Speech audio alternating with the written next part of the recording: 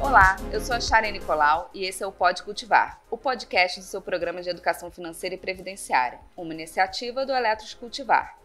Hoje vamos falar sobre guerra. Tem a comercial entre Estados Unidos e China, que falamos no último episódio, e uma expectativa de o início de uma terceira guerra mundial? Será? Tem eleição norte-americana, recuperação do PIB brasileiro, migração nos planos BD e CD Eletrobras, alta rentabilidade e títulos marcados a mercado. Começa agora o episódio número 2 do Pode Cultivar sobre economia e o seu investimento na Eletros. Pode Cultivar, uma iniciativa Eletros.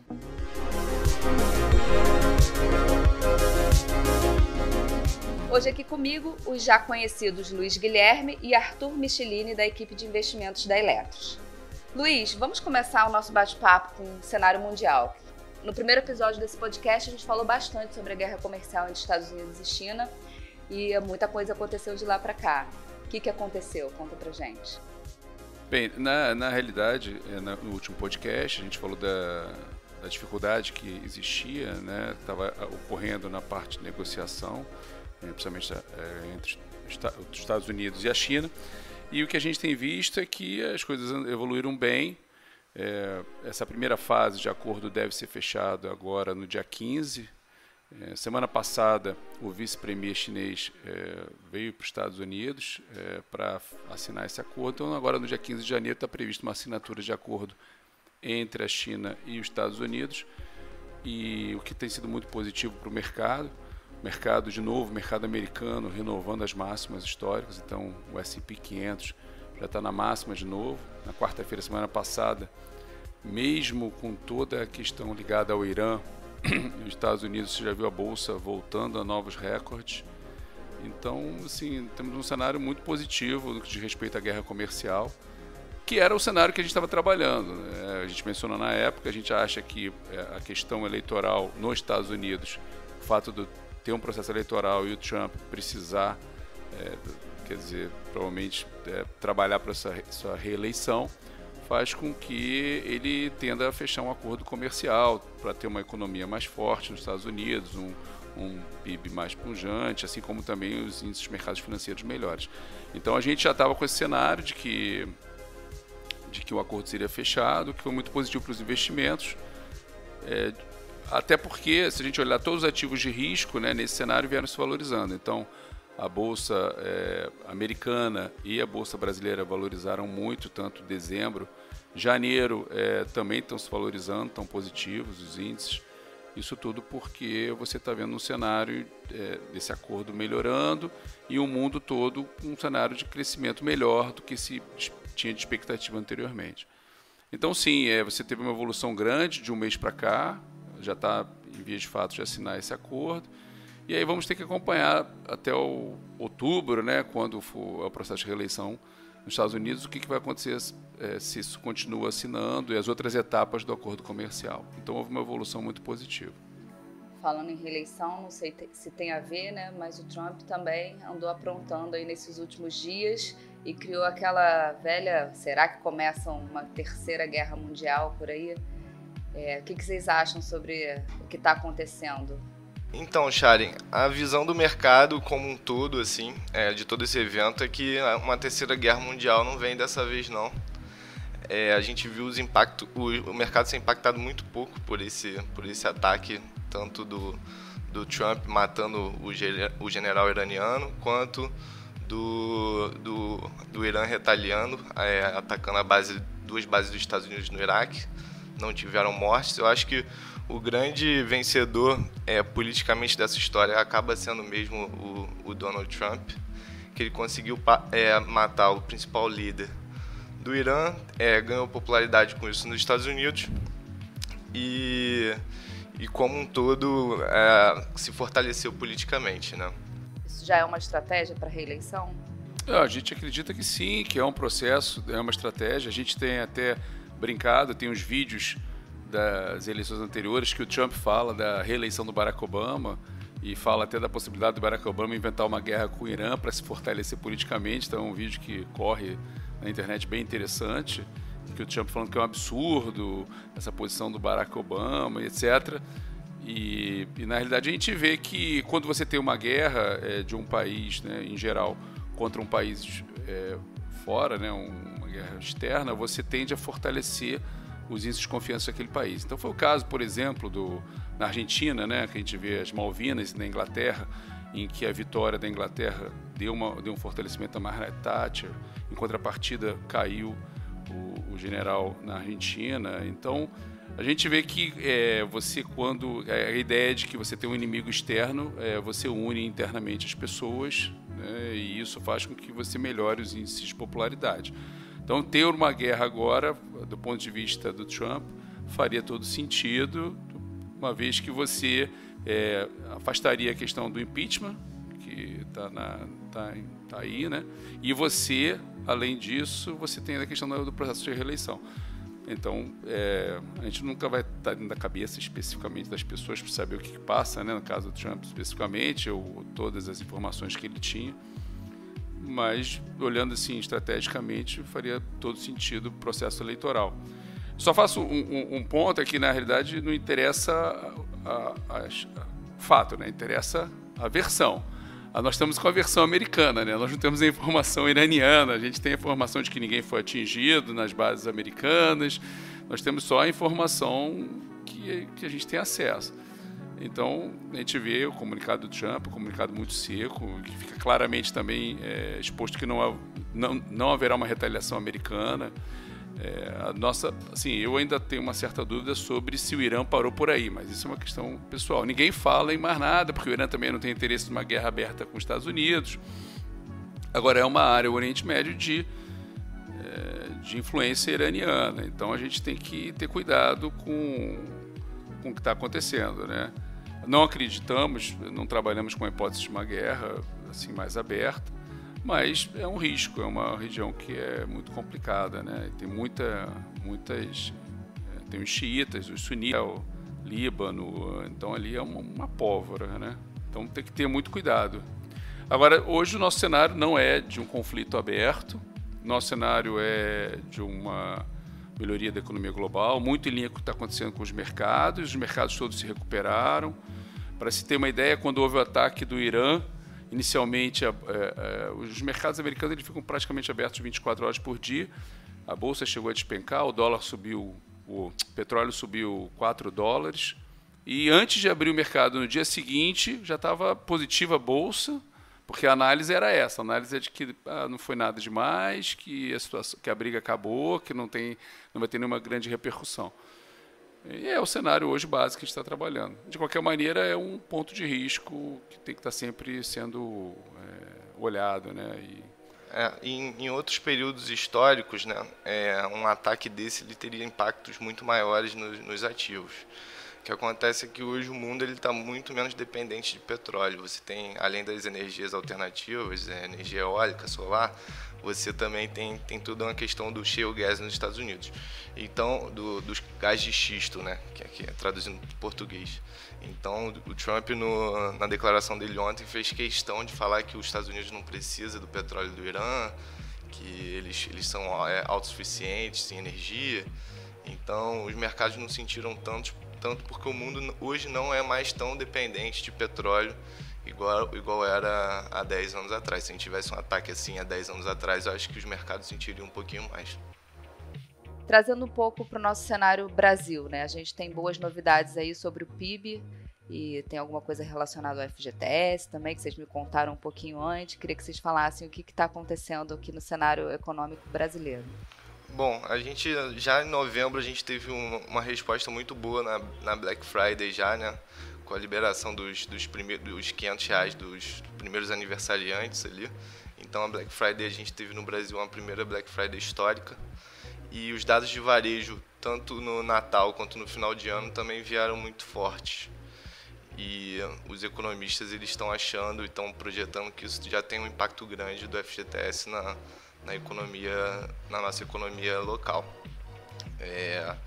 A gente acha que o mercado, como um todo, a gente fala o pessoal lá da Faria Lima, o pessoal de São Paulo, ele geralmente é um pessoal um pouquinho mais otimista, mas a gente acha que realmente a economia brasileira vai voltar. Esse ano a gente tem 1% de PIB, para o ano que vem a gente acredita acima de 2% já de crescimento. Não é um crescimento muito robusto, se você olhar para o que a gente já teve ali em 2013, 2011, 2012, mas assim, é o início de uma recuperação, a gente ainda tem uma capacidade ociosa muito grande, então com essa taxa de juros mais baixa, o Banco Central sinalizou mais um corte entre um podcast e o outro nosso, então a gente acha que o investimento deve voltar no Brasil e o investimento voltando, as expectativas melhoram e a economia volta a girar. Hoje o PIB projetado pela Focus está em 1,2, né, para fechamento de 2019, né, e para o ano que vem 2,3, se não me engano, para o ano que vem, 2020, né, 2,3. Então é uma melhora, se a gente olhar o histórico aí dos últimos 4, 5 meses, desde a liberação do FGTS, início da liberação ali em outubro, setembro, outubro, com a Black Friday em novembro, é uma melhora expressiva das expectativas. Ainda mais um país que ficou aí uns 4, 5 anos sem crescer, com um crescimento muito baixo, com queda de PIB. Então há uma mudança como um todo. Também uma diminuição do desemprego, né? 2019 foi uma redução expressiva do desemprego, assim, quase 1 milhão de vagas criadas no ano todo, vagas formais, o que foi muito positivo. Então há uma melhora da economia brasileira, sem dúvida nenhuma. Os juros baixos, incentivando também o consumo e o investimento. Então, o cenário do Brasil é muito bom.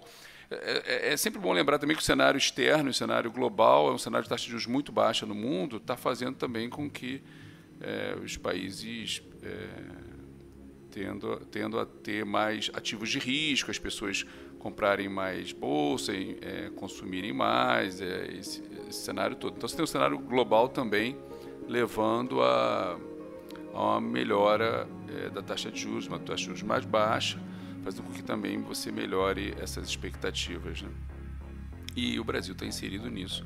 E o Brasil está numa recuperação econômica, então, o que é muito positivo. 2020 começou, né? E a gente está trabalhando fortemente, agora falando em eletros, na migração dos planos BD e CD Eletrobras. Teve um episódio no final do ano, né, que vai entrar até um pouquinho termo técnico, marcação a mercado, que é um assunto que eu gostaria que vocês me explicassem, porque eu também estou tentando entender o que significa isso, e me parece que tem a ver com a alta rentabilidade que a gente está apresentando aí no relatório, mais de 26%, né? Para os planos de BD e CD Saudado, que tinham esses títulos marcados na curva, sim.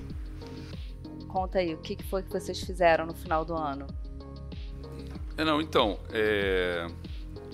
Os nossos títulos, quando você compra um título, ele prefixado, um título que tem uma taxa prefixada, você tem a opção de contabilizar ele de duas maneiras, né? Você pode contabilizar ele imaginando que todo ano ele vai render exatamente a mesma coisa, que é como ele estava contabilizado, que é como a gente diz que está marcado na curva, ou você pode botar ele a mercado. Marcar ele a mercado significa basicamente que você fosse vender esse título a mercado a qualquer momento. Eu vou dar um exemplo aqui, talvez dos imóveis. Eu acho que vamos supor que o imóvel custe R$200 mil, você comprou aquele imóvel. Aí você vai lá e registra no teu imposto de renda R$200 mil. Você não corrige esse valor, ele fica lá histórico, a não ser que você faça algum investimento, no caso, que é a regra do imposto de renda.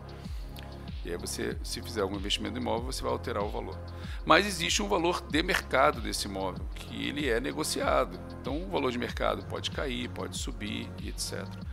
Quando a gente marca os títulos na curva, a gente basicamente é como se a gente tivesse comprado o imóvel, colocado ele lá, nesse exemplo que eu dei, R$200 mil. Só que o título, ele tem uma taxa de juros que vai render sempre. Então você vai pegando aquela taxa de juros e vai botando dentro do valor do imóvel, como se fosse esse aluguel que você vai recebendo desse imóvel, ou o custo de estar com aquele imóvel. E aí ele vira, vamos supor que o aluguel seja R$1.000 por mês, no mês seguinte ele vai virar 201, no outro mês vai virar 202 e tal. Então isso é a marcação na curva, que a gente chama, ou marcação ao vencimento. Isso não está contabilizando o valor real do imóvel, porque se o mercado subir muito, aquele imóvel sai de 200 mil para 500 mil. Assim como também, se o mercado cair muito, ele sai de 200 mil para 100 mil. Ele oscila. Como a gente está fazendo esse processo de migração em 2020, a gente tem que ter todos os nossos ativos marcados ao valor de mercado, porque as pessoas vão sair de um plano e vão para o outro. Então elas têm que levar exatamente o valor que tem em cada um dos ativos.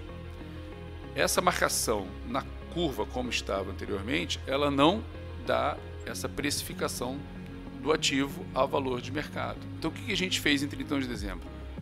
A gente pegou todos os ativos que estavam com esse tipo de precificação e colocou eles ao valor do mercado, se nós fôssemos vender esses títulos no dia 31 de dezembro. E aí quando a gente faz isso, como esses títulos que a gente adquiriu com taxas muito elevadas e já há algum tempo, eles hoje têm um valor muito superior ao que eles estavam registrados. Então eles trouxeram em média 10% a mais de rentabilidade para os planos BD, Eletrobras e CD Saudade, né? CD Eletrobras, no ano de 2019. Com isso, o plano BD Eletrobras deve fechar em torno de 26,2% de rentabilidade e o Saudade deve fechar em torno de 26,5% de rentabilidade. São rentabilidades extraordinárias e uma excelente valorização do patrimônio. Então, na realidade, nada mais é do que a gente está pegando um ativo que a gente tinha que não estava contabilizado ao valor de mercado, a quanto que ele vale, e está botando ao valor que ele vale, para permitir que os participantes desse plano, caso decidam por migrar para um outro plano, quando migrarem, levem exatamente o valor justo desses ativos e ninguém seja prejudicado. Então, essa aqui é a marcação a mercado de 31 de dezembro. Adorei a analogia com o imóvel, ficou bem fácil de entender. Só para fazer um gancho, Sharon, em relação aos perfis dos nossos planos, com exceção do super conservador, que também bateu o CDI no período, todos os nossos perfis de investimentos foram muito bem. A gente teve uma estratégia bem ativa em renda variável ao longo do ano de 2019. E isso deu muito certo para a Eletros. Vocês podem ver ao longo dos relatórios de investimentos no quadrinho de alocação que a fatiazinha de renda variável ela veio subindo.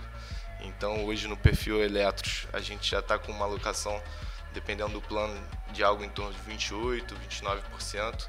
E nessa alta da bolsa de mais de 30%, no caso a gestão Eletros alcançou uma rentabilidade de aproximadamente 37% contra uma bolsa de 33%. Então a gestão ainda conseguiu também dar um alfa legal para o participante. Isso fez com que as rentabilidades dos planos fossem muito boas no ano de 2019. A gente, como já trouxemos aqui no podcast, a gente continua ligeiramente otimista com o Bolsa de Valores, então é provável que a gente mantenha essas alocações para os planos pro perfil Eletros. Luiz e Arthur, muito obrigada pela participação em mais uma edição desse podcast. E você que está ouvindo e quer sugerir algum tema, manda para a gente. Pode comentar nas redes sociais ou enviar um e-mail para atendimento@eletros.com.br. Será um prazer fazer um programa especial para você. Feliz Ano Novo e até a próxima edição do Pode Cultivar.